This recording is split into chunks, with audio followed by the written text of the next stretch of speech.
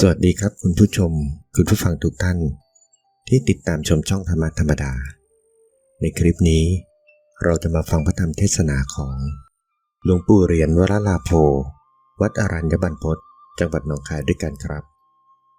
โดยจะเสนอพระธรรมเทศนาเรื่องธรรมธาตุสิ่งที่รู้ด้วยใจเรามาฟังหลวงปู่เหรียญท่านเทศสอนด้วยกันครับ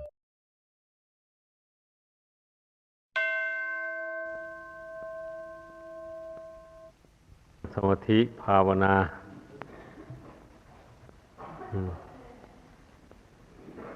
เรานั่งรวมหมู่กันเพื่อเป็นกำลังใจของกันและกันทั้งนี้และทั้งนั้นไม่ใช่หมายความว่าเราไม่เคยนั่งภาวนาแล้วมาหัดนั่งกันไม่ใช่อย่างนั้นทุกคนก็เคยนั่งภาวนามาแต่บางคนก็อาจจะมีจิตใจอ่อนแอสู้อำนาจกิเลสไม่ได้นั่งภาวนาโดยลำพังตนเองสู้อำนาจกิเลสไม่ไหวกันเมื่อมานั่งรวมกันอย่างนี้เขาก็ได้รับคำตักเตือนบ้างทีนี้อาจจะมีใจเข้มแข็งขึ้นเอาชนะกิเลสเช่นความง่วงเหงาหาวนอนกามวิตกพยาบาทวิตกวิงสาวิตกอะไรหมดนี่ก็มันก็จะได้บรรเทาเบาบางลงทุกคนต้องให้รู้จักว่ากิเลสนี่นะมันเป็นศัตรูกับชีวิตเป็นหน้าที่ของเราจะต้องกำจัดมันถ้าไม่มีกิเลสนี่เราก็ไม่ได้มาทนทุกข์ทรมานอยู่อย่างนี้ให้คิดอย่างนั้นผู้มัวเมาในกามคุณมาแต่ชาติก่อนหนหลังนู่นเมามากเข้าไปไม่ได้ทำบุญกุศลอะไรไม่ได้ฝึกฝนอบรมจิตเลยโดยเข้าใจว่าความยินดีพอใจในรูปเสียงกลิ่นรสเครื่องสัมผัสนั่นว่าเป็นสิ่งอำนวยความสุขให้แก่ตนก็เลยยินดีอยู่แต่ในอารมณ์เหล่านั้นไม่นึกถึงภัยที่จะมาถึงตนเพราะความยินดีพอใจในกามคุณกามสุขสมบัติเหล่านั้นผู้บริโภคกามทั้งหลายนะมันคง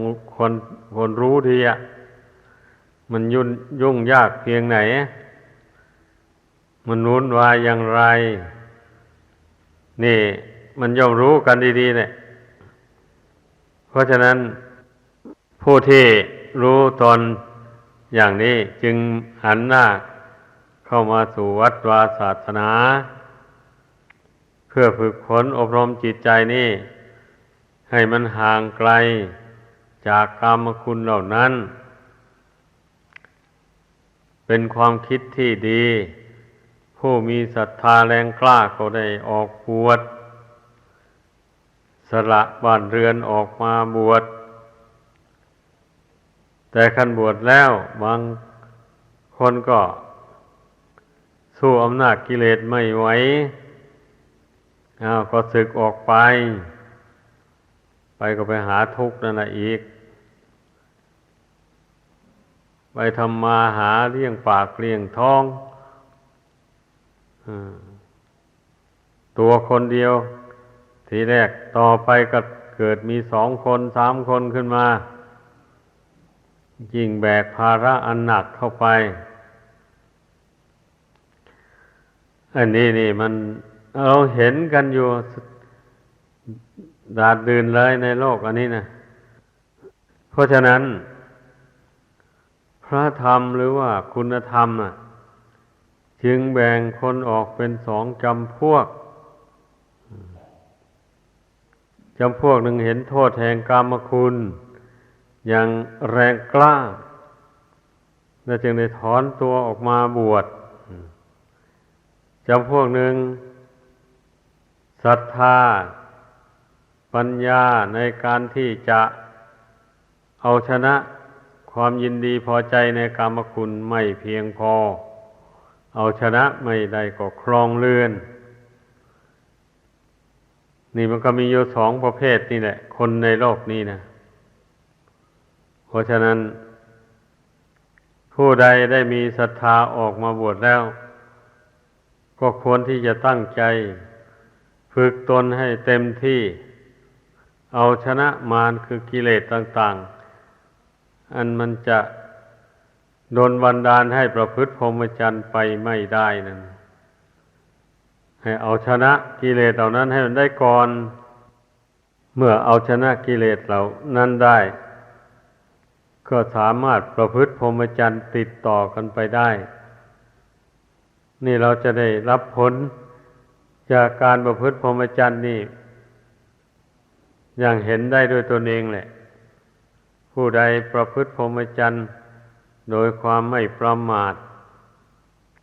ฝึกจิตใจของตนให้สงบ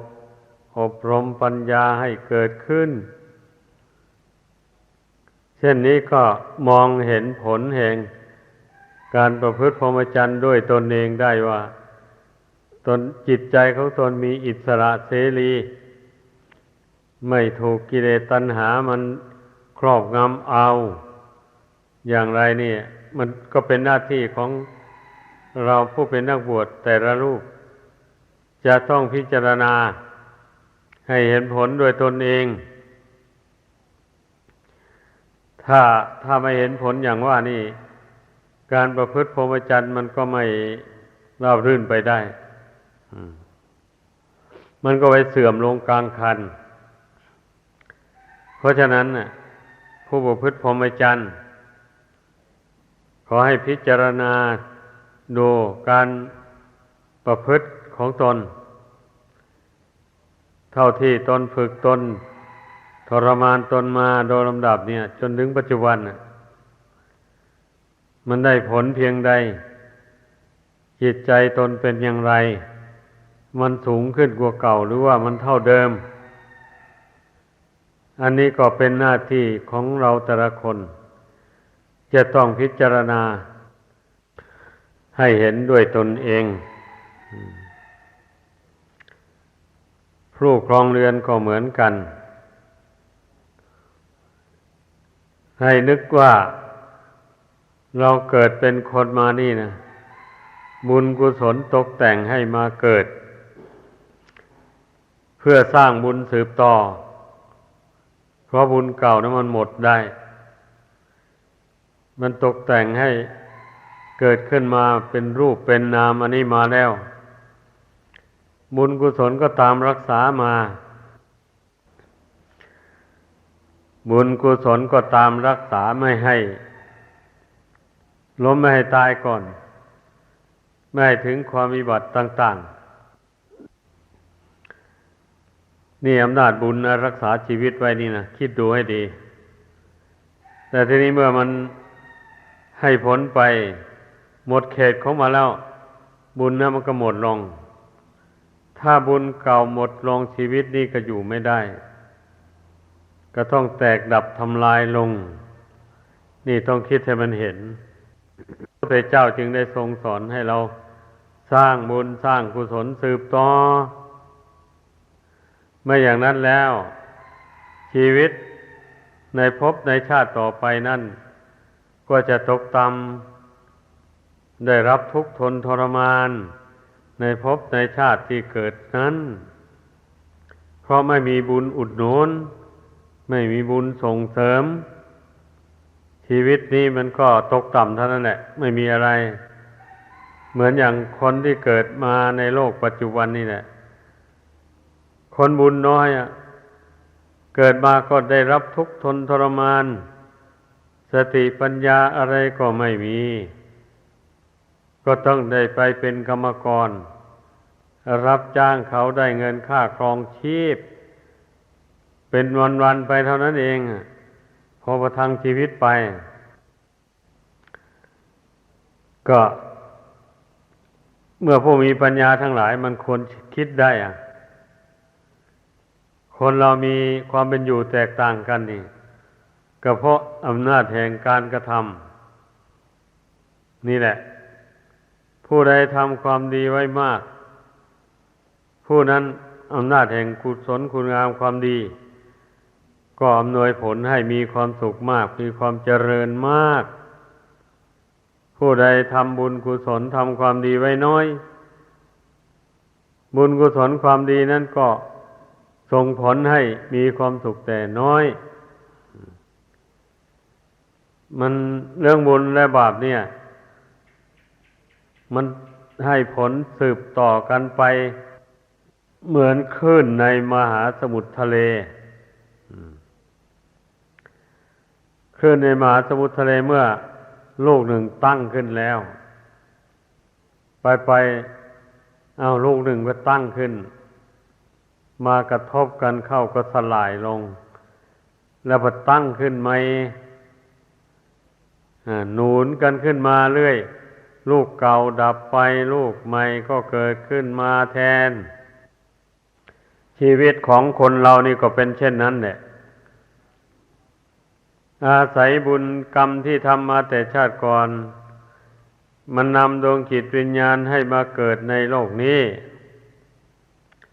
เกิดมาแล้วบุญกรรมอันนั้นแหละก็มาอำนวยผลให้เป็นสุขบ้างเป็นทุกข์บ้างเมื่อบุญนี่หมดลงไปแล้วบุญเก่าหมดลงไปถ้าบุคคลได้ทำบุญใหม่สืบไว้ในชาตินี้บุญใหม่ก็จะรองรับเอาดวงจิตนี้ให้ไปบังเกิดที่สุขสบายเนี่ยบุญเก่ามันก็บุญที่ทำมาแต่ก่อนมันก็หนุนให้มาเกิดในชาตินี้บุญที่ทำในชาตินี้มันก็หนุนให้ไปเกิดในชาติหน้าต่อไปบางคนก็อาจจะสงสัยว่าถ้าบุญเก่าหมดแล้วมีแต่บุญใหม่หนุนส่งไปถ้าฉะนั้นการสร้างบุญบารมีมันทำไมมันจึงเต็มได้เพราะว่าสร้างมาแล้วก็หมดไปแล้วต้องสร้างใหม่อีกจึงมีอีกอย่างนี้เมื่อดูพิจารณาผิวเผินแล้วมันน่าสงสัยจริงๆตรงนี้นะมันไม่เป็นอย่างนั้น คือว่าเหตุนั้นน่ะมันเป็นของดั้งเดิมผลนั่นเป็นของเกิดขึ้นใหม่บัดนี้เมื่อบุคคลมาฝึกจิตใจของตนให้พอใจในบุญในกุศลพอใจในการละบาปบำเพ็ญบุญขึ้นมามากเท่าไรเหตุอันก่อให้เกิดบุญกุศลนั้นมันก็มากขึ้นมันก็ฝังอยู่ในจิตใจนั่นแหละเหมือนอย่างเราคนทำนาน่ะเมื่อทำนาเสร็จแล้วก็มาเลือกข้าวปลูกเอาแต่ข้าวดีๆแล้วก็เก็บไว้อย่างดีไม่ขายไม่บริโภคนี่ถึงปีใหม่มาก็เอาไปหว่านเป็นกล้าลงมาแล้วก็ถอนออกมาปักดำลงไปอย่างนี้อันนี้ชั้นใดก็อย่างนั้นเนี่ยอันตัวบุญกุศลแท้ๆมันก็อยู่ที่จิตนั่นแหละจิตเบิกบานผ่องใสจิตตั้งมั่นจิตไม่ตกไปในทางบาปอกุศลนั่นเรียกว่า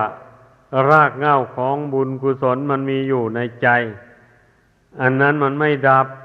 ให้เข้าใจมันไม่หมดมันตามดวงจิตนี้ไปทุกแห่งทุกหนส่วนว่าผลที่มันอำนวยให้ได้เกิดมาเป็นรูปเป็นกายอันนี้นะนี่มันหมดเป็น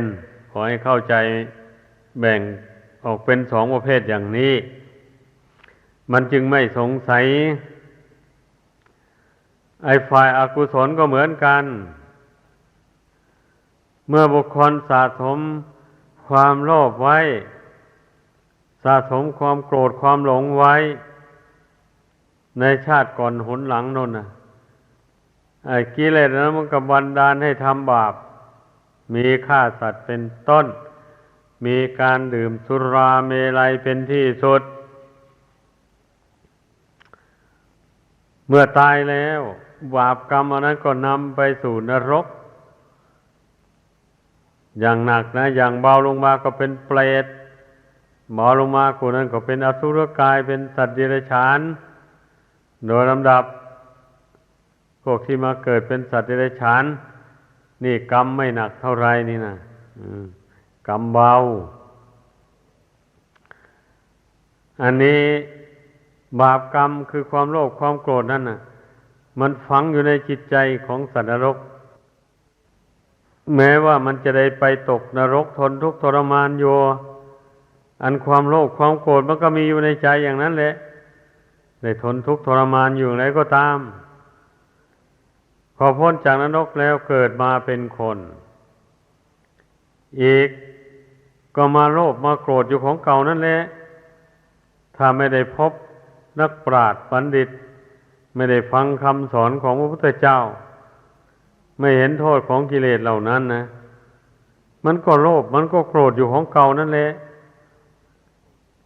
นั่นแหละรากเหง้าของบาปอกุศลต่างๆมันมีแม้ว่าร่างกายนี้มันจะแตกดับลงแต่รากเหง้าของกิเลสเหล่านี้มันก็ฝังอยู่ในจิตใจมันติดตามไปทุกแห่งทุกหนเช่นเดียวกับรากเหง้าของบุญกุศลนั่นแหละพระพุทธเจ้าจึงตรัสว่าบุญกุศลนี่นะบุคคลกระทำให้เกิดให้มีขึ้นในจิตใจของตนแล้วย่อมติดตามไปทุกแห่งทุกหนเหมือนเงาติดตามตัวไปที่ทรงเปรียบเทียบบาปอกุศลที่บุคคลสะสมไว้ในใจบาปอกุศลอันนั้นก็ติดสอยห้อยตามไปทุกแห่งทุกหนเหมือนอย่างแอกที่ทับอยู่บนคอวัวที่กำลังลากเกวียนไปอยู่ฉะนั้นนี่ลักษณะของบุญและบาปมันให้ผลแตกต่างกันอันบาปนั้นมันหนักหน่วงทำชีวิตนี่ให้หนักหน่วงให้เป็นทุกข์เดือดร้อนเหมือนอย่างวัวเทียมเกวียนอย่างนี้แหละมันก็ทนทุกข์ทรมานไปแต่ว่ามันกลัวมนุษย์มันจำใจต้องอดต้องทนลากล้อลากเกวียนไปอยู่อย่างนั้นแหละทีนี้ลักษณะของบุญกุศลน่ะเมื่อผู้ใดได้สั่งสมให้เกิดให้มีขึ้นแล้วก็ทำให้เบาไม่หนักไม่น่วงที่ท่านกล่าวไว้ว่าผู้มีบุญมากตายแล้วไปเกิดเป็นเทพบุตรเทวดาอยู่บนสวรรค์ชั้นฟ้ามีรูปกายอันละเอียดเบานึกอยากจะไปที่ไหนมันลอยไปเลยไม่ต้องเดินไม่ต้องนั่งรถนั่งลาเหมือนมนุษย์เราลอยไปเลยคู่เดียวก็ถึงแล้วตามจุดหมายที่ไปนั่นน่ะเช่นนี้แหละพระองค์เจ้าจึงเปรียบบุญกุศลนี่เหมือนกับเงาติดตามตัวอย่างนั้นธรรมดาเงานี่มันเบานี่ถึงจะติดตามคนไปมันก็ไม่ทำให้คนหนักหน่วงอะไรเลยนี่ชั้นใดบุญกุศลก็เหมือนกันอย่างนั้นเนี่ยเมื่อผู้ใดสั่งสมไม่เกิดมีขึ้นในจิตใจแล้ว หากว่าบุญกุศลยังไม่เต็มก็จะบรรลุพระนิพพานยังไม่ได้ก่อนบุญกุศลนั้นก็จะตกแต่งรูปกายอันละเอียดให้ดวงจิตได้อยู่อาศัยละเอียดยิ่งกว่าเทวดานั้นได้แก่พวกพรหมนี่พรหมนี่แต่เป็นมนุษย์ได้เจริญฌานสมาบัติจิตใจเป็นสมาธิละเอียดมากทีเดียวนั่นแหละดังนั้นเมื่อ บุญกุศลนี่เกิดจากสมาธิเกิดจากฌานนี่นะมันอำนวยมันนำไปเกิดในพรหมโลกพวกพรหมนะจึงมีรูปกายละเอียดยิ่งกว่าเทวดาไปอีกแล้วก็ไม่มีเพศหญิงไม่มีเพศชายเลยนี่พวกพรหมนะทำไมยังไม่มีอย่างนั้น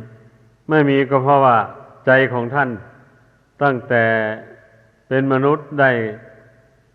บรรลุฌานสมาบัติ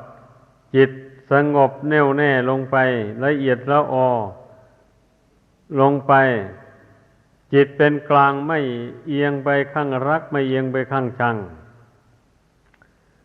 ก็เพราะฉะนั้นเมื่อหมดอายุสังขารจากเป็นมนุษย์แล้วอานิสงส์แห่งการสมาธิหรือฌานนั่นน่ะมันจะไปตกแต่งรูปร่างพรหมให้แล้วก็ไม่มีเครื่องหมายว่าเป็นผู้หญิงหรือผู้ชายมันเป็นไปตามอำนาจแห่งกำลังสมาธิกำลังฌานเป็นอย่างนั้นแต่ว่าอิทธิภาวะปุริสภาวะอันนั้นมันยังไม่หมดจากจิตใจถ้าเป็นผู้หญิงเนี่ยสำเร็จฌานจะเป็นมนุษย์ตายแล้วไปเกิดเป็นพรหมโลกก็เป็นพรหมที่ไม่มีเพศหญิงเพศชายอย่างว่าเนี่ยในขณะที่เป็นพรหมอยู่นะถ้าเป็นผู้ชายได้สำเร็จฌานสมาบัติแต่เป็นมนุษย์ตายลงไปแล้วก็ไปเกิดพรหมโลกฌานนั่นก็อานิสงส์ฌานก็ตกแต่งให้เป็นรูปพรหมแล้วก็ไม่มีเพศหญิงเพศชายแต่ว่าปุริสภาวะความเป็นผู้ชายนั้นยังมีอยู่เมื่อหมดบุญหมดกุศลอยู่ในพรหมโลกแล้วลงมาเกิดในโลกนี้ก็มาเป็นผู้ชายอยู่ตามเดิมผู้หญิงก็มาเป็นผู้หญิงอยู่ตามเดิมนี่เป็นอย่างนี้แต่ว่าอายุยืนนะพรหมโลกเนี่ยพวกพรหมเนี่ยอายุยืนตั้งหลายกับหลายกันนะเป็นอย่างนั้นเพราะว่าอานิสงส์แห่งสมาธิอานิสงส์แห่งฌานนั่นแหละมันทำให้อายุยืนยาวนานทีนี้พวกเทวดาเนี่ยแต่เป็นมนุษย์นี่บางพวกก็ได้ให้ทานกับรักษาศีลเท่านั้นส่วนภาวนาไม่ค่อยมีหรือว่ามีกันนิดหน่อยจิตใจไม่ค่อยสงบละเอียดละออ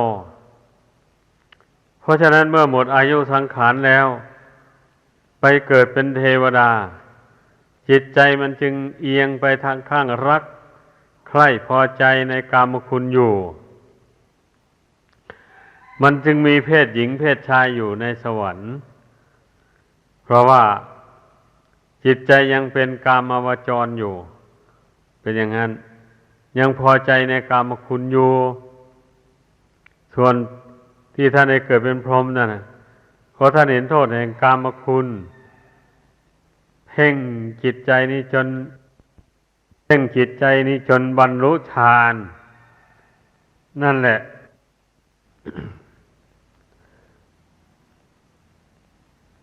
เพราะฉะนั้นพระพุทธเจ้าจึงตรัสว่า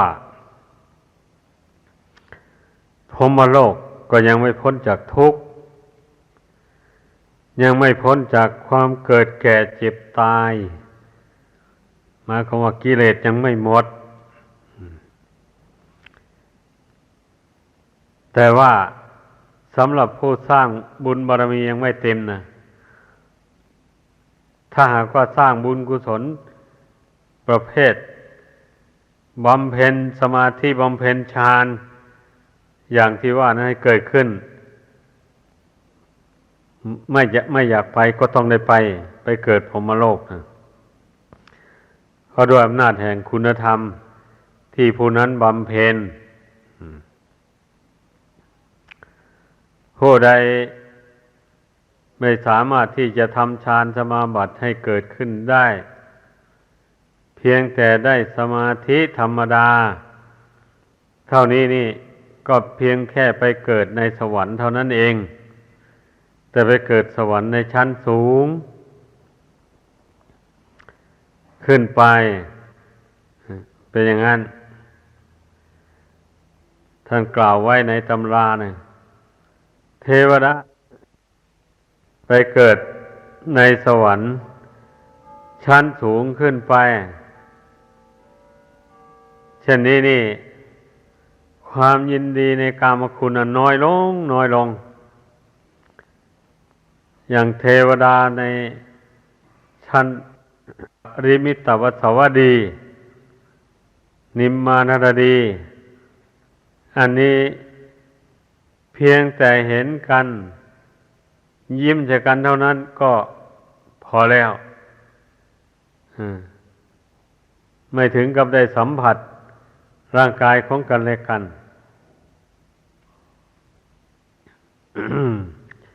ให้เป็นอย่างนั้นพวกเทวดาก็ดีย่อมมีคุณธรรมสูงต่ำกว่ากันเป็นขั้นๆไปดังนั้นให้พึ่งพากันเข้าใจการบำเพ็ญบุญกุศลนี่นะมันก็ขึ้นอยู่กับความสามารถของแต่ละบุคคลผู้ใดมีความสามารถมากทำความเพียรเพ่งพินิจโยภายในไม่ท้อไม่ถอยก็สามารถทำสมาธิให้สงบลงไปได้ละเอียดละออ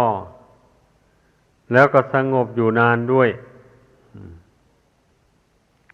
ผู้ใดมีความเพียรน้อยทำความเพียรลงไปพอแต่ใจสงบลงไปนิดหน่อยแล้วก็หยุดเสียโดยเจริญปัญญาไปธรรมดาปัญญานี่เกิดจากสมาธิเมื่อสมาธิมันมีน้อยปัญญามันก็น้อยตามกันเป็นอย่างนั้นผู้ใดมีสมาธิตั้งมั่นอยู่ได้นานปัญญามันก็กว้างขวางการพิจารณาอะไรก็ละเอียดละออได้มันเป็นอย่างนี้เรื่องสมาธิก็ดี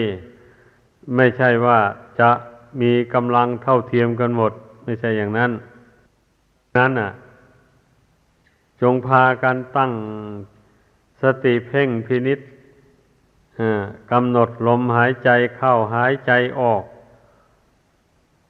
เพ่งเข้าไปหาความรู้สึกภายในนู่นความรู้สึกอันนั้นแหละคือดวงจิตไม่ใช่อย่างอื่นใดไม่มีรูปร่างสันฐานอะไรหรอกจิตนี้นะเป็นแต่ธาตุรู้เท่านี้เองบัดนี้เมื่อปล่อยให้กิเลสตัณหามันครอบงำความรู้อันนี้เข้าไปแล้วมันก็บันดาลให้เกิดความคิดขึ้นต่างๆนานาเกิดคิดไปในทางเป็นบุญกุศลบ้างคิดไปในทางบาปอกุศลบ้างนี่อันคนธรรมดาสามัญที่ยังไม่ได้ฝึกฝนอบรมตนตามคำสอนของพระพุทธเจ้านะมันใจมันก็เป็นอยู่อย่างนั้นแหละเดี๋ยวก็พลิกไปทางบาปเดี๋ยวก็พลิกมาทางบุญเป็นไปอย่างนั้นแหละต่อเมื่อผู้ใดได้ฝึกจิตใจนี่ให้มากเข้าไปโดยลำดับเข้าไปจิตเมื่อได้อบรมจากศีลจากสมาธิจากปัญญาแล้วนั่นก็หนักแน่นบัดนี้หนักแน่นตั้งมั่นอยู่ด้วยดีไม่หวั่นไหวต่ออำนาจของความชั่วร้ายของกิเลสต่างๆที่มันเกิดขึ้นในใจมันก็ไม่สามารถที่จะรบกวนจิตใจฟุ้งซ่านเลื่อนลอยไปได้ผู้อบรมจิตใจสงบแนบแน่นมีปัญญาสอนจิตเสมอไปล่ะ กิเลสมันก็ละเอียดเข้าไปโดยลำดับไม่ใช่มันจะหยาบอยู่อย่างนั้นโดยเฉพาะเรื่องบาปอกุศลต่างๆเช่นความโลภความโกรธความหลงอันเป็นรากเหง้าของบาปอกุศลนี่นะมันก็เบาบางไปเรื่อยๆแหละเพราะว่าอำนาจแห่งศีลอำนาจแห่งสมาธิอำนาจแห่งปัญญานี่แหละมันขุดคุ้ยรากเหง้าของกิเลสออกมาสลัดทิ้งออกไปเรื่อยๆไปมันก็เหลือน้อยไ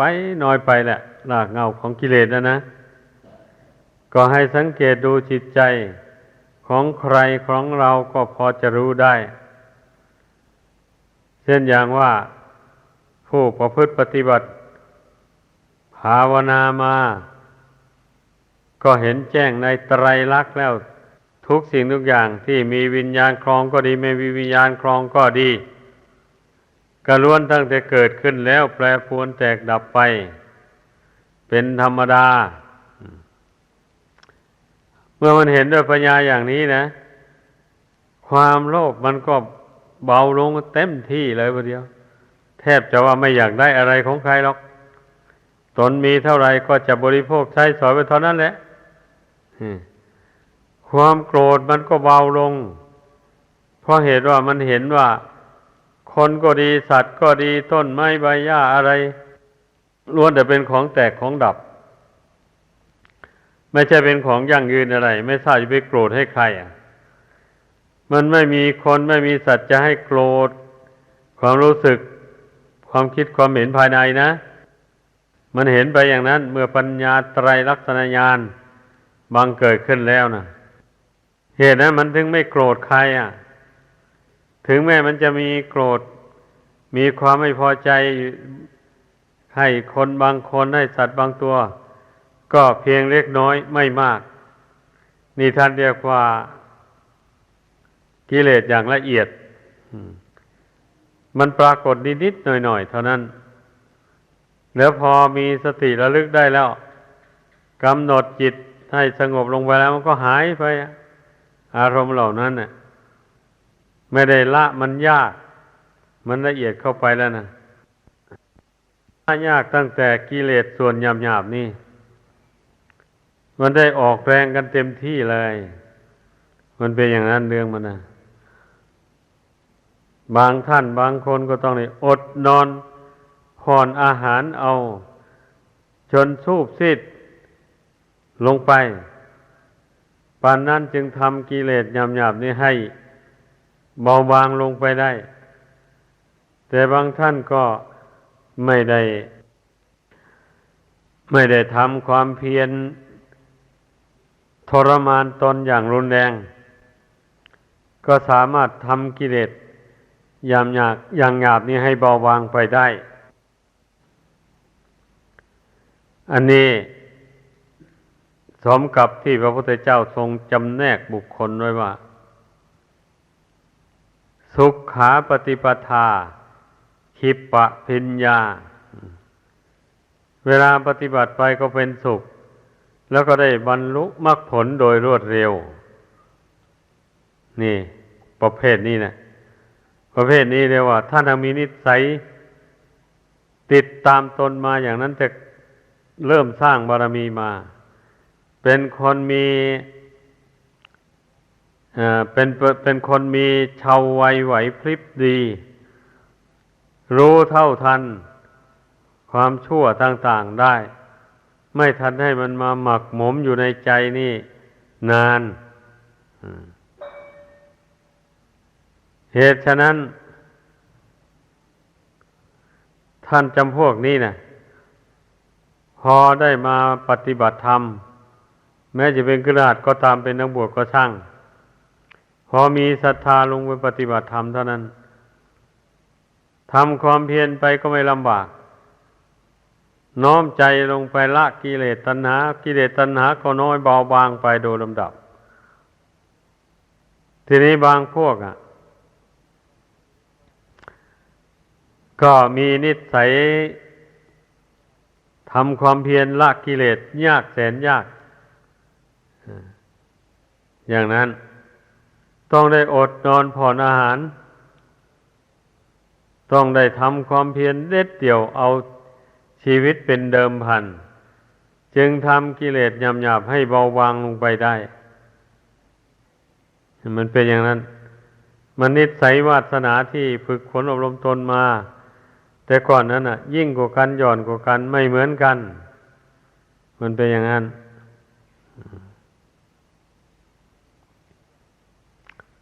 เพราะฉะนั้นให้พากันพิจารณาดูนิสัยวาสนาของตนสติปัญญาเป็นยังไงนี่ทุกคนก็จะรู้ได้ด้วยตนเองแหละตนเองมีนิสัยฝึกมันแสนยากก็รู้ด้วยตนเองได้นิสัยของตนมันฝึกง่าย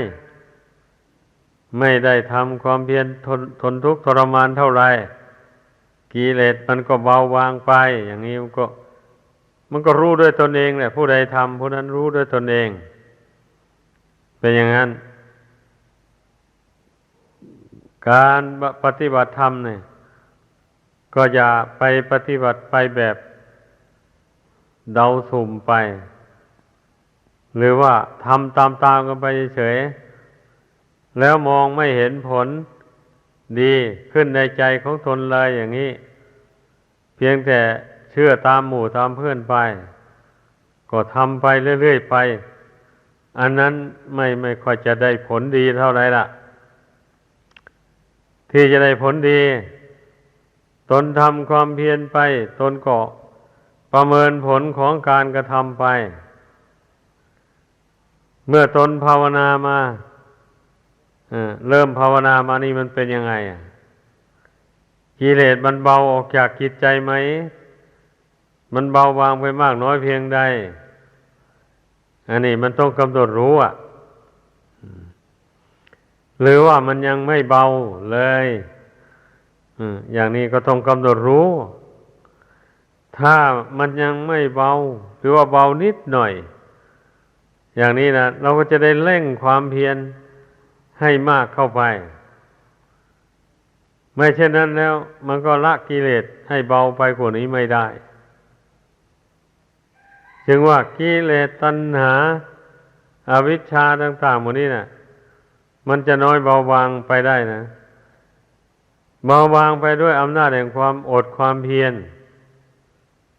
เพียรเพ่งพินิจให้มากให้ติดต่อกันไม่ใช่ว่าพอแต่ว่าทำใจสงบเป็นสมาธิเท่านั้นแล้วได้ความสบายแล้วหยุดเสียไม่ภาคเพียรพินิจพิจารณาด้วยปัญญาอย่างนี้นี่มันกิเลสมันไม่หมดไปแล้วอาศัยแต่สมาธินิดๆหน่อยๆเท่านั้นนะกิเลสมันไม่เบาบางไปขอให้เข้าใจกิเลสมันจะเบาบางไปก็เพราะความเป็นผู้ที่มีความเพียรติดต่อกันเช่นเคยมองเห็นร่างกายนี่นะเป็นของไม่เที่ยงเป็นทุกข์เป็นอนัตตาหรือว่ามองเห็นร่างกายนี้ด้วยปัญญาว่าเป็นของปฏิกูลโสโครกไม่เป็นสิ่งที่น่ายินดีพอใจอะไรเลยอย่างนี้นะนี่ชื่อว่ากรรมฐานได้เกิดขึ้นในใจก็รักษาความรู้ความเห็นอันนี้ไว้เรื่อยๆภาวนาทีไรก็เพ่งเข้าไปหากรรมฐานอันนั้นเมื่อกรรมฐานอย่างนั้นปรากฏขึ้นในใจแล้วเช่นนี้ใจก็จะสงบลงไปได้ไม่ลำบากการเจริญวิปัสสนาก็เหมือนกันเมื่อตนรักษาความรู้ความเห็นในไตรลักษณญาณไว้ได้คือว่ากำหนดดูเวลาใดก็เห็นอนิจจังทุกขังอนัตตาปรากฏอยู่ในใจอย่างนั้นคือว่าเห็นธาตุสี่ขันธ์ห้านี่เป็นอนิจจังทุกขังอนัตตาไม่ใช่ตัวตนเราเขาอะไรนี่มันเห็นอยู่นั่นเลื่อยไป ไม่เห็นว่าขันธ์ห้านี่เป็นตัวเป็นตนเลยอย่างนี้นะนี่แหละเมื่อความเห็นอย่างนี้มันไม่เสื่อมเราภาวนาเวลาใดใจสงบลงไปแล้วก็พิจารณาอนิจจังทุกขังอนัตตามันก็กระจ่างขึ้นมาเลยไม่ได้พิจารณาให้ลำบากกำหนดดูร่างกายนี่ก็เห็นเป็นของไม่เที่ยงเป็นทุกข์เป็นอนัตตาไม่ใช่ตัวตนเราเขาอะไรมันก็เห็นอยู่ตลอดไปเรื่อยไปเลยกำหนดเวลาใดก็เห็นเวลานั้นไม่ยากเมื่อเราได้ภาคเพียรพยายามเพ่งพินิจจนว่ามันเห็นแจ้งมาแต่เบื้องต้นมาแล้วหากมีความเพียรติดต่อกันไปอย่างนี้นะไม่ให้ความรู้ความเห็นอันนี้มันเสื่อมกำหนดเวลาอะไรมันก็รู้ก็เห็นเวลานั้นหมายความว่าอย่างนั้นแต่ถ้าหากว่าไปทอดทุระความเพียรเสียไม่มันเพ่งพินิจพิจารณาให้ญาณความรู้ทั้งสามประการนี้บังเกิดขึ้นติดต่อกันไปอย่างนี้มันอาจเสื่อมได้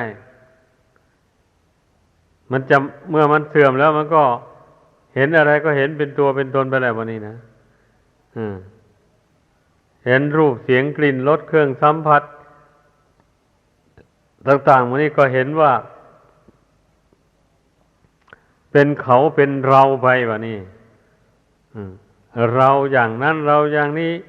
เขาอย่างนั้นเขาอย่างนี้ไปแล้วนี่แหละเมื่อมันลืมไตรลักษณญาณเสียแล้วให้ความยึดมั่นถือมั่นในธาตุสี่ขันธ์ห้าว่าเป็นเขาเป็นเรานะมันก็กลับเกิดขึ้นมาอีกมันเป็นอย่างนี้เพราะฉะนั้นน่ะพระพุทธเจ้าจึงได้ทรงสอนให้ทำให้มากเจริญให้มากเมื่อทำให้มากเจริญให้มากแล้วก็จะเป็นไปเพื่อความรู้ยิ่งเพื่อความเห็นจริงเพื่อความบรรลุอริยสัจธรรมของจริงทั้งสี่คือจะได้รู้แจ้งในทุกข์ว่าขันธ์ทั้งห้านี่มันเป็นทุกข์เพราะมันไม่เที่ยงมีความแปรปรวนแตกดับไปแล้วมองเห็นว่าจิตใจที่ไปยึดมั่นอยู่ในขันธ์ห้าว่าเป็นตัวเป็นตนเป็นเราเป็นเขาอันนี้ใจนี่ก็เป็นทุกข์เพราะความยึดถือในของไม่เที่ยงเนี่ยมองเห็นทุกข์กันอย่างย่อๆนะทุกข์กายกับทุกข์ใจบัดนี้มันทำไมจึงเป็นทุกข์ก็เพราะมันเป็นอนัตตามันบังคับไม่ได้ไม่เป็นไปตามใจหวังเหตุฉะนั้นมันถึงจะเป็นทุกข์นี่มันก็รู้ชัดขึ้นมาเลยวันนี้เมื่อความรู้ความเห็นอย่างนี้เกิดขึ้นมาแล้วก็พยายามรักษาความรู้ความเห็นอันนี้ไว้อย่าให้มันเสื่อมนี่สำคัญตรงนี้นะการพิจารณาเห็นที่แรกนั้นมันพอเห็นได้อยู่แต่แล้วไปแล้วมันเกิดความประมาทขึ้นมาไม่ทำความเพียรให้ติดต่อคือไม่หมั่นเพ่งพินิจกลัวดูความรู้ความเห็นอันนั้นนะมันก็ลบเลือนไปแหละความรู้ความเห็นอันนั้นนะความถือเขาถือเรามันก็เกิดมีขึ้นเมื่อความถือเขาถือเรามีอย่างนั้นแล้วไอ้ความโลภความโกรธความหลงมันก็มีมาตามกันนี่มันเป็นอย่างนั้นเรื่องมันนะ ดังนั้นให้พึ่งพากันจำอุบายต่างๆเหล่านี้ไว้ตามขั้นตอนที่อธิบายมาเราต้องทำความเพียรไปเป็นขั้นตอนไปผู้ที่ศีลยังไม่บริสุทธิ์ก็พยายามรักษาศีลให้บริสุทธิ์ไปอย่างนี้แหละ ราะว่าถ้าหากว่าศีลไม่บริสุทธิ์แล้วจะไปบำเพ็ญสมาธิให้สงบระงับแน่วแน่ลงไปมันไม่ค่อยได้ละเพราะว่าบุคคลผู้ไม่สำรวมในศีลมันทำบาปมารบกวนจิตใจอยู่เสมอทำให้ใจสงบลงไม่ได้ดังนั้นเนี่ยพระพุทธเจ้าจึงสอนให้ชำระศีลให้บริสุทธิ์เสียก่อนที่บุคคลมีศรัทธาจะภาวนาจะฝึกฝนอบรมจิตให้เข้าถึงความสงบอบรมปัญญาให้เกิดขึ้นได้มันต้องได้ศีลเป็นรากซะก่อนเป็นพื้นฐานก่อนอย่างนี้ต้องให้เข้าใจเมื่อรักษาศีลสำรวมในศีลให้บริสุทธิ์ด้วยดีได้แล้วการเจริญสมาธิภาวนามันก็เป็นไปได้ง่ายแบบนี้นะไม่มีบาปมารบกวนจิตก็ไม่ค่อยฟุ้งซ่านเลื่อนลอยเท่าไหร่ความง่วงเหงาหาวนอนต่างๆพวกนี้ไม่ค่อยครอบงำเพราะกำลังบุญกุศลมันมีอยู่ในใจมันเอิบอิ่มอยู่ด้วยบุญด้วยกุศลกิเลสเหล่านั้นจึงครอบงำจิตไม่ได้เป็นอย่างนั้นเพราะฉะนั้นน่ะพึ่งพากันพินิจพิจารณาดูจิตใจของตนว่าตนนั้นได้มองเห็นอนิจจังทุกขังอนัตตาอยู่เรื่อยๆไปหรือว่าลืมตัวไปเป็นพักๆอย่างนี้นะก็ต้องให้รู้เลยไม่รู้อย่างนี้มันก็จะไม่ทำความเพียรให้ติดต่อกันได้เอาแต่ได้เรียกว่าทำความเพียรไปตามยถากรรมเมื่อมันขยันจึงรีบเร่งเข้าไปถ้าเกิดเกียจคร้านขึ้นมาก็ถอยซะเอาแต่หลับแต่นอนเอาแต่เพลิดเพลินไปไอ้อย่างนี้นี่จะให้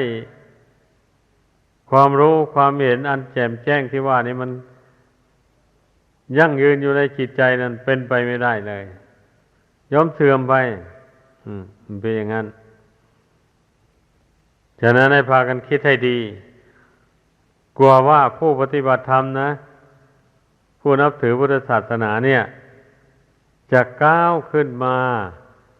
ถึงขั้นพอใจในการเจริญสมาธิหรือว่าพอใจในการรักษาศีลในการเจริญปัญญาอย่างนี้ไม่ใช่ง่ายนักถ้าบุญไม่หลายจริงๆมันก็จะไม่เกิดความพอใจในการที่จะฝึกตนตามศีลสมาธิปัญญานี่จะท้อถอยในท้อใจทำไม่ได้คนอินทรีย์ยังไม่แก่กล้าคนเกียจคร้านทำความเพียรนะมันเป็นอย่างนั้นแหละ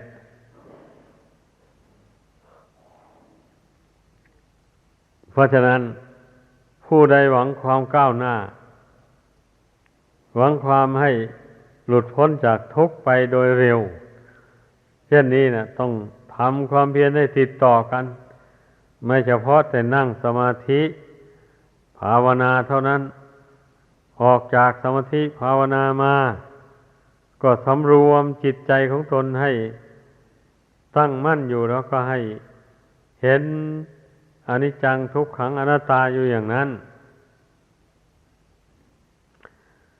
ก็เมื่อจิตมันเห็นธาตุสี่ขันธ์ห้านี่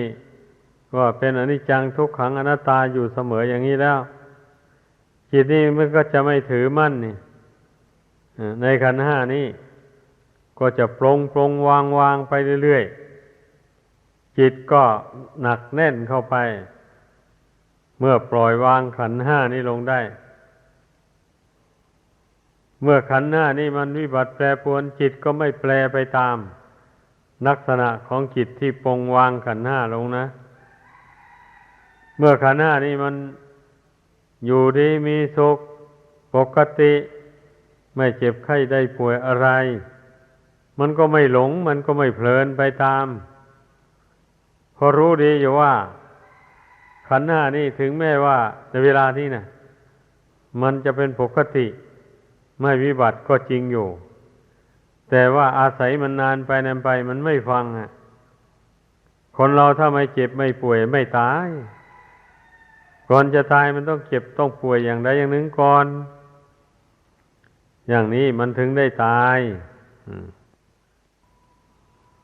ดังนั้นน่ะก็ต้องพิจารณาให้มันเห็นอย่างนี้เมื่อเห็นอย่างนี้แล้วจิตใจก็จะดำเนินไปในทางมัชฌิมาปฏิปทาทางสายกลางแล้วจิตใจไม่เอียงไปข้างรักไม่เอียงไปข้างชังอยู่ตรงกลางแบบนี้นะมองเห็นความเกิดขึ้นความเสื่อมไปสิ้นไปของสังขารทั้งหลายที่มีวิญญาณครองหรือไม่มีวิญญาณครองมองเห็นโดยปัญญาว่ามันมีเกิดแล้วแปรปรวนแตกดับไปอยู่อย่างนั้นก็มองเห็นอยู่อย่างนั้นเรื่อยไปมันก็ไม่หลงแล้วบัดนี้นะก็รู้นี่แหละต้องใช้ปัญญาสอนจิตอันนี้สอนให้มันตื่นตัวว่าตนมาอาศัยอยู่ในของไม่เที่ยงนี่นะสอนให้มันตื่นตัวตรงนี้แหละไม่ต้องไปคิดอะไรให้กว้างขวางพิสดารก็ได้ถ้าเรารู้เหตุผลความจริงมันนะก็ดวงจิตตรงนี้มันมาอาศัยอยู่ในของไม่เที่ยงจริงๆนี่ร่างกายนี่นะใครว่ามันเที่ยงมันยั่งยืนนะมีที่ไหนอ่ะแต่ว่าใจที่ถูกอวิชชาตัณหาครอบงำนั่นน่ะมันน่ะไม่รู้จักทางออกเลยได้มาอาศัยเกิดอยู่ในขันธ์ห้านี้แล้วก็ไม่รู้ว่าจะออกทางไหนมันถึงจะพ้นจากทุกข์ถึงจะเป็นอิสระเสรีได้มันไม่รู้ทางออกเพราะว่าก็ตนยังไม่สิ้นจากกิเลสเนี่ยมันก็จะรู้ทางออกได้อย่างไรอันพระพุทธเจ้านั้นพระองค์ทรงพยายามด้วยพระองค์เองจนรู้อุบายทำอาสวะกิเลสให้หมดสิ้นไปด้วยพระองค์เองเลย เช่นนั้นแล้วพระองค์จึงน้อมเอาความรู้อันนั้นแหละวะนี่มาสอนคนนะความรู้จริงที่พระองค์เจ้าตรัสรู้แจ้งแล้วนั่นนะเพราะพระองค์เจ้าตรัสรู้แจ้งนี่หมายความว่ารู้แจ้งทั้งส่วนที่เป็นบาปรู้แจ้งทั้งส่วนที่เป็นบุญกุศลรู้แจ้งส่วนที่เป็นมรรคผลนิพพานก็รู้ชัดเลยเมื่อพระองค์เจ้ารู้แจ้งในบาปพระองค์ก็ละบาปได้เมื่อรู้แจ้งในบุญก็สั่งสมบุญให้เต็มได้เมื่อสั่งสมบุญให้เต็มแล้วอาศัยบุญเป็นกำลังใจกำจัดกิเลสบาปธรรมออกจากจิตใจนี่อาศัยบุญกุศลอันนี้เป็นกำลังใจสอนใจให้ละอุปาทานความยึดมั่นถือมั่นในขันธ์ห้านี้ว่าเป็นตัวเป็นตนนี่นะสอนให้มันละมันวางลงไปอันนี้แหละความหมายของการฝึกตนนะ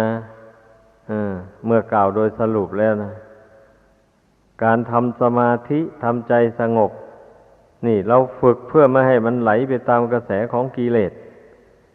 เป็นการทวนกระแสของกิเลสให้มายับยั้งอยู่ในปัจจุบันนี้ตั้งมั่นลงในปัจจุบันนี้อย่างนี้แล้วถ้าหากว่ามันจะมีกิเลสที่ยังเหลือหลออยู่มาแทรกแซงก็เจริญปัญญาเลยนั่นใช้ปัญญาค้นคว้าเมื่อเห็นตัวกิเลสแล้วก็ละมันเสียกิเลสอันใดถ้าละด้วยปัญญาแล้วส่วนมากมันไม่กลับคืนมาอีกมีแต่มันหายไปหมดไปมันเป็นอย่างนั้นเรื่องมันนะเพราะฉะนั้น การฝึกฝนจิตใจให้สงบให้ตั้งมั่นลงไปนี่นะจึงชื่อว่าเป็นบ่อเกิดแห่งปัญญาอย่าไปมุ่งว่าคิดไปตามอาการภายนอกเฉยๆนี่มันก็รู้แจ้งได้มันก็ละกิเลสได้อย่าไปเข้าใจอย่างนั้น ความรู้ที่มันเห็นไปมองไปรู้ไปตามกระแสของโลกภายนอกนั่นอันนั้นไม่เป็นทางละกิเลสได้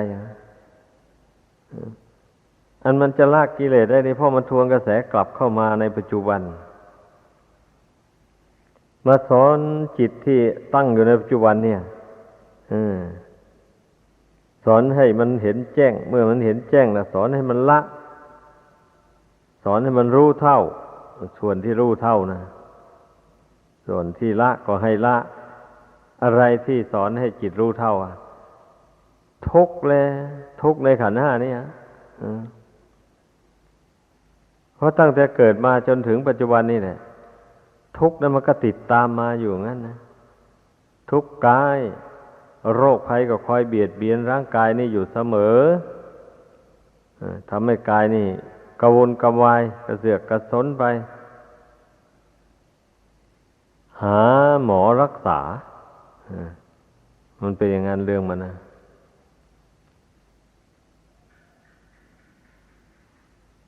อันนี้ฉันใดก็อย่างนั้นแหละโรคจิตเมื่อโรคจิตคือความโลภโกรธหลงราคะโทสะโมหะ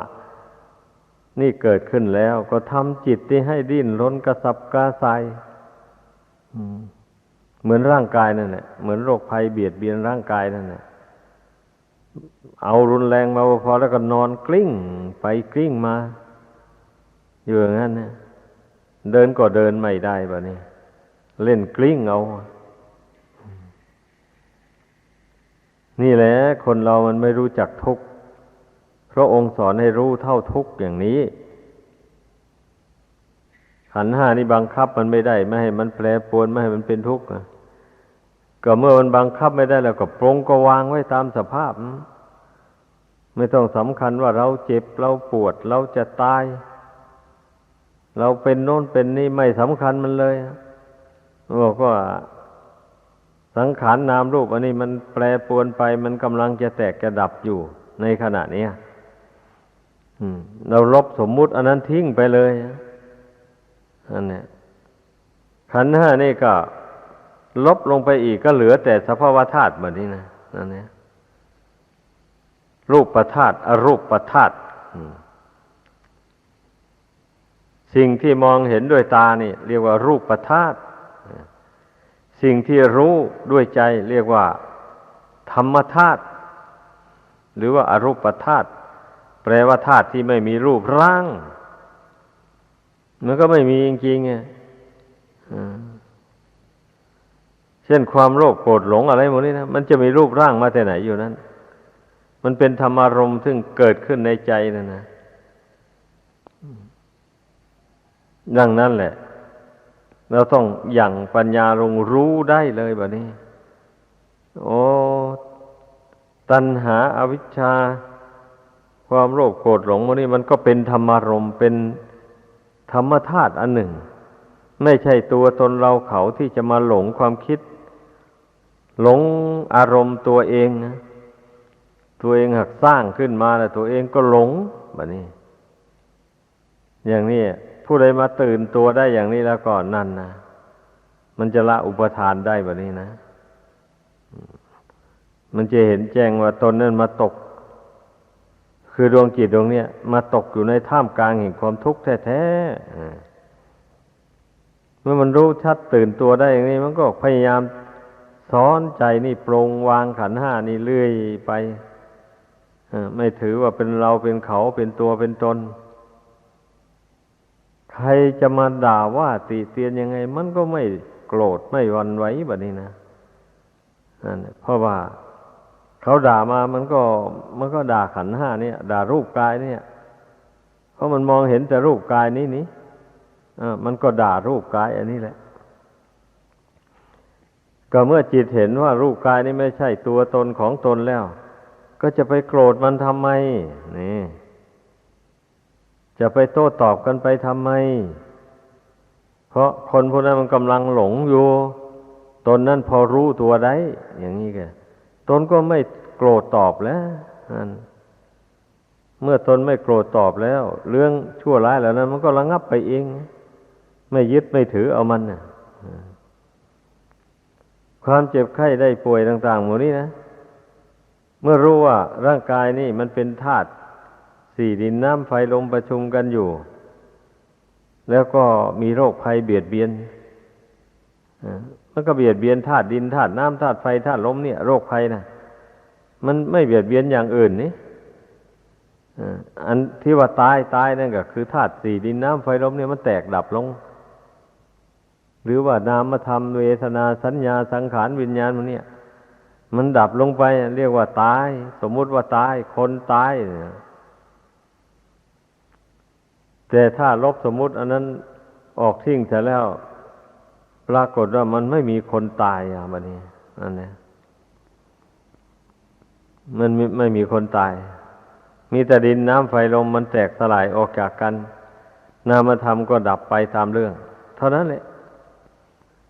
เรามาพยายามเจริญความคิดความเห็นให้มันแจ่มแจ้งขึ้นอย่างนี้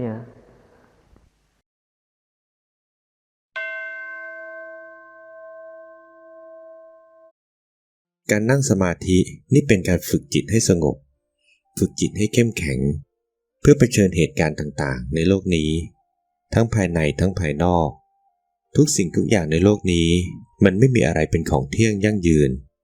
เหตุนั้นมันถึงได้เปลี่ยนแปลงไปเรื่อยๆแม้แต่กิเลสตัณหาก็ไม่ยั่งยืนเหมือนกันโอวาทธรรมหลวงปู่เหรียญวรลาโภขอขอบคุณทุกท่านที่ได้สนับสนุนช่อง YouTube ธรรมะธรรมดาด้วยครับทุกครั้งที่ท่านดูอย่าลืมช่วยกันกดไลค์กดแชร์เพื่อเป็นการทำให้คลิปธรรมะของเราได้มีการเผยแพร่ออกไปมากขึ้นและที่สำคัญอย่าลืมกดติดตามช่องธรรมะธรรมดาด้วยนะครับขออนุโมทนาบุญกับทุกท่านที่ร่วมรับฟังด้วยกันครับสาธุ